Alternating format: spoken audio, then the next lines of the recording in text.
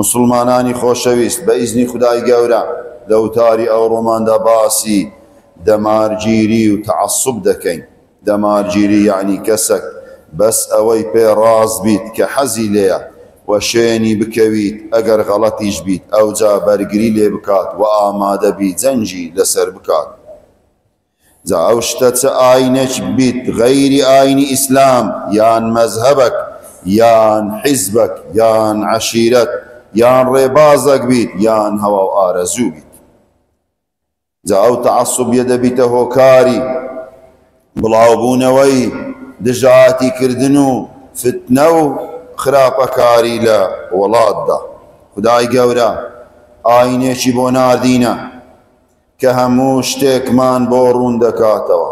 باشترین ئاین و بەرنامەکە شوێنی بکەوین. فمن اتبع هداي فلا يضل ولا يشقى ومن أعرض عن ذكري فإن له معيشة ضنكا.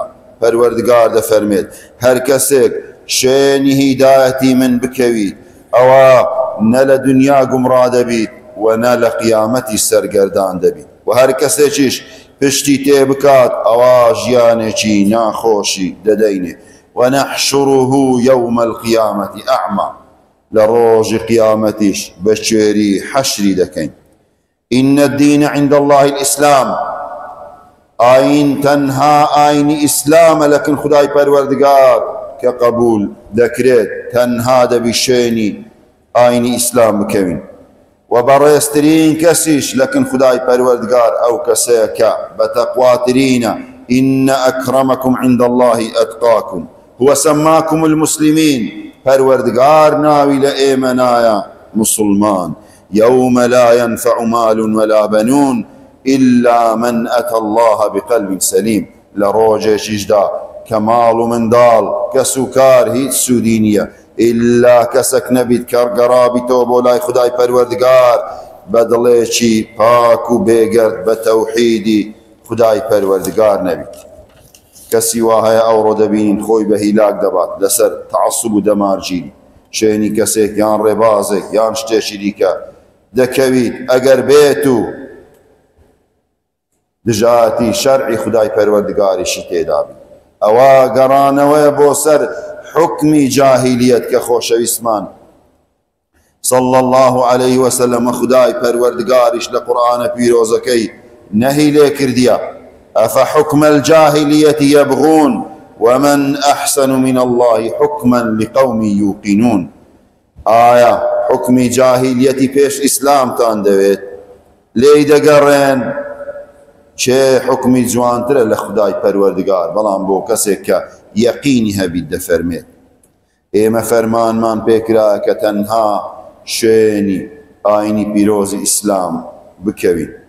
وما كان لمؤمن ولا مؤمنة إذا قضى الله ورسوله أمرا أن يكون لهم الخيرة من أمرهم ومن يعص الله ورسوله فقد ضل ضلالا بعيدا.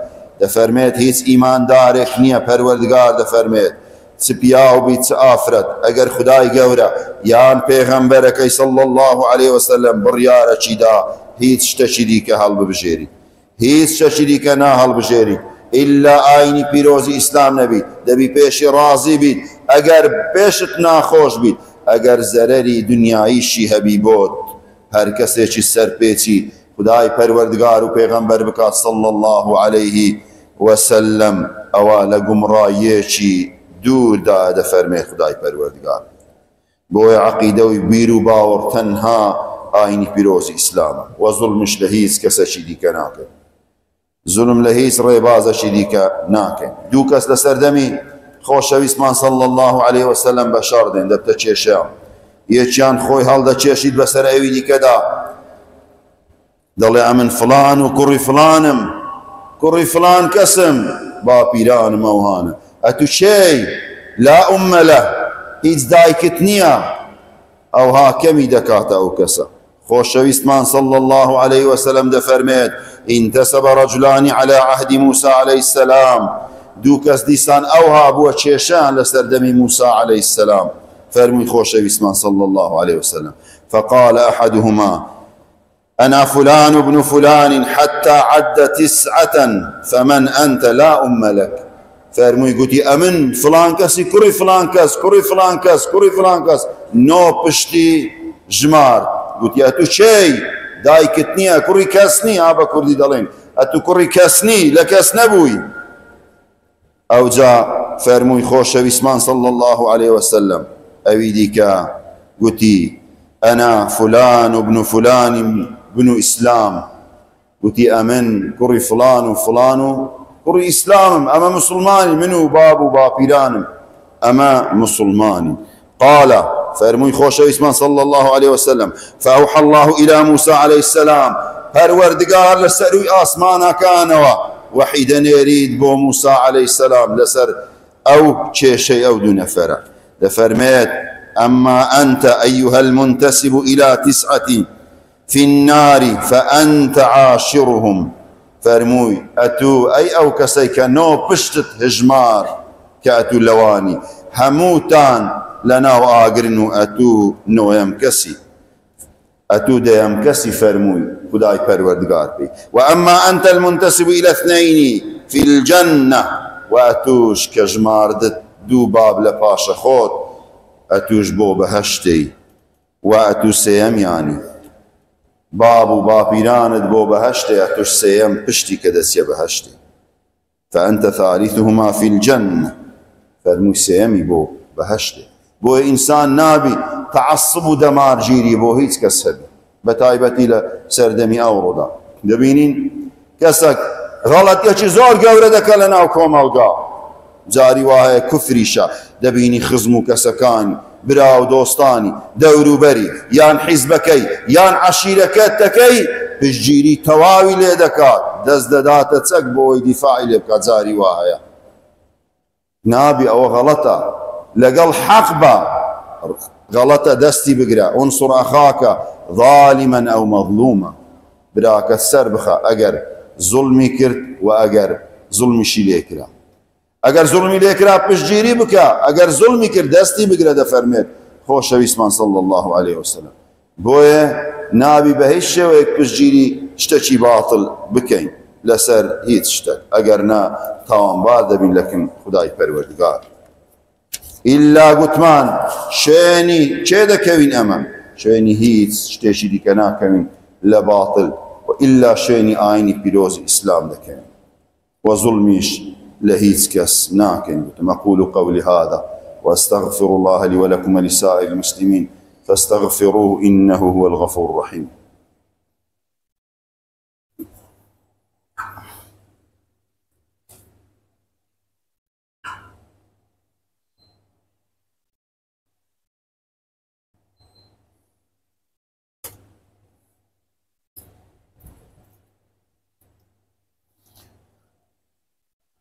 بسم الله الرحمن الرحيم.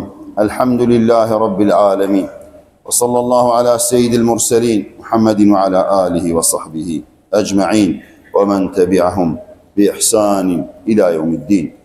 ومن يبتغي غير الإسلام دينا فلن يقبل منه وهو في الآخرة من الخاسرين. پەروەردگار دەفەرمێت هەر کەسێ غەیری ئاینی پیرۆزی ئیسلام ئاینێکی دیکە هەڵبژێری ئەوە لێی قبول ناکرێت، لە ئاخیرەت خەسارەت من دەبی. بەڵام لە دنیا لا ئیکراه فی الدین، زۆری لە کەس ناکرێت بۆ دینداری. لە دنیا بە کەیفی خۆیتی هەڵی بژێریت، بەڵام زۆر کەس لەوەی بە غەڵەت تێگەیشتیە. دەڵێ کاکە ئەدی خوای گەورە نافەرمووت لا ئیکراه فی الدین، زۆری کردن نییە لە ئاینی پیرۆزی ئیسلام، زۆری کردن نییە لە دینێکی دیکە، هیچ زۆری کردن نییە. وایە نابی بەشم شێر بچی بڵێ وەرە موسڵمان بە، چونکە ئیسلامەتی و ئیمان لە دڵدایە، بەڵام هەڵبژاردنی لە دەست خۆیە لە دنیا غەیری ئیسلام هەڵی بژێریت.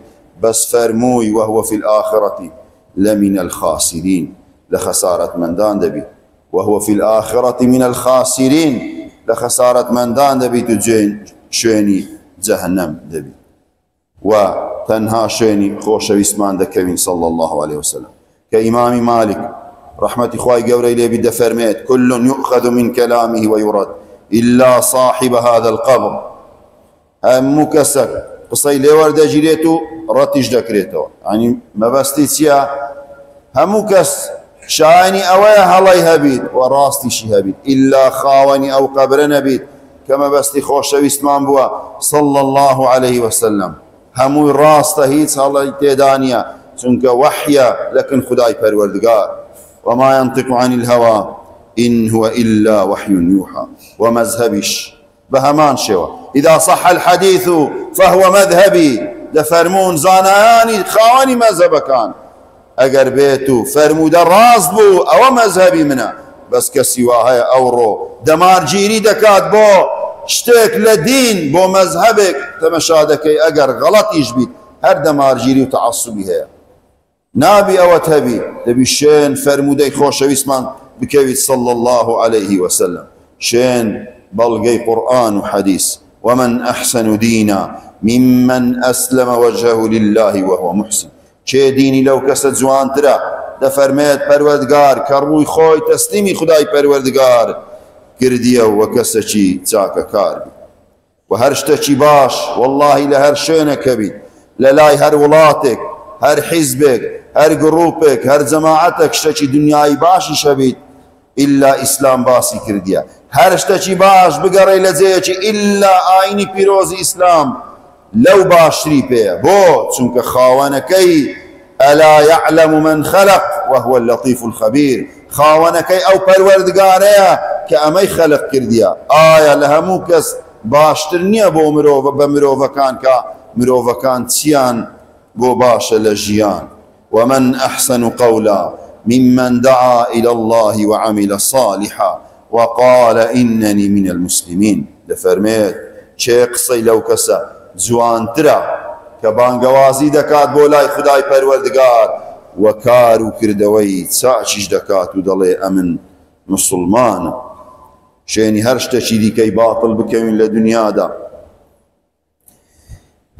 أوا شيني هوا وآرزو كتينة زاري وايا أو هوا وآرزو دبيتا بتك دي پرستيت أو كسا زا پاره بیت دەستهەڵات بیت ماڵ و سامان بیت حزب بیت هەر شتێکی دیکە بیت ئەوە وەکو بتەکە جاری وا لێی دێت وەکو بتەک دەیپەرستیت خدای پەروەردگار لە قورئانە پیرۆزەکەیدا دەفەرمێت أرأيت من اتخذ إلهه هواه أفأنت تكون عليه وكيلا آية أو كسديتيك پەرستراوی خۆی کردیتە چ ئیلاه یعنی پەرستراو کردیتە چ هەوا و ئارەزوو بە هەوا و ئارەزووی خۆی بەبێ بەڵگە شوێنی شتێک کەتیە ئەوا دەفەرمێت کردیتە بتەک دەیپەرستیت ئەوجا دەفەرمێت ئایا دەتوانی ئەتوو پارێزگاری لەوانە بکەی ئەی محەممەد صلی الله عليه وسلم لێ نەگەڕێی کە شوێن هەوا و ئارەزووە بکەون ئایا بە زۆر دەتوانی ئیمان بخەیە ناو دڵیان نەخێر بێگومان کەس ناتوانی بە زۆر ئیمان بێختە ناو دڵی کەسێک ئیلا بەخۆی دەبی داوای هیدایەت لە خوای گەورە بکات قوڕەیشیانی مەککە بت و سەنەمیان دەپەرست پێغەمبەر صلی الله علیه وسلم چەندین ساڵ بانگەوازی بۆ کردن نەیتوانی هەمویان پەشیمان بکاتەوە چونکە هیدایەت بەدەست خوای گەورەیە ڕێنیشاندان بەدەست پێغەمبەری خدا بوو صلی الله عليه وسلم بۆی مسلمانانی خۆشەوی زۆر ئاگادار بین تەعەسوبمان بۆ هیچ شتێک نەبی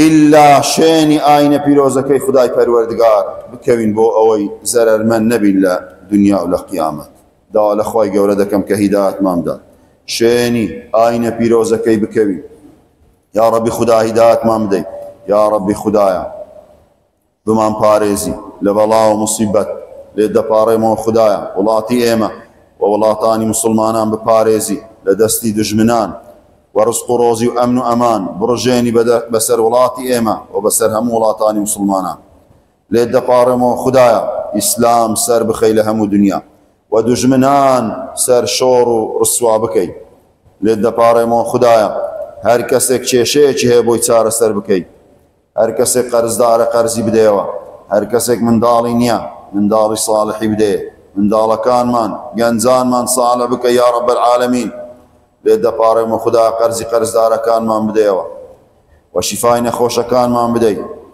و ئاخیرمان خێر بکەی اللهم أقسم لنا من خشيتك ما تحول به بيننا وبين معاصيك، ومن طاعتك ما تبلغنا به جنتك، ومن اليقين ما تهون به علينا مصائب الدنيا. متعنا اللهم بأسماعنا وأبصارنا وقواتنا ما أحييتنا، واجعله الوارث منا، واجعل ثأرنا على من ظلمنا، وانصرنا على من عادانا.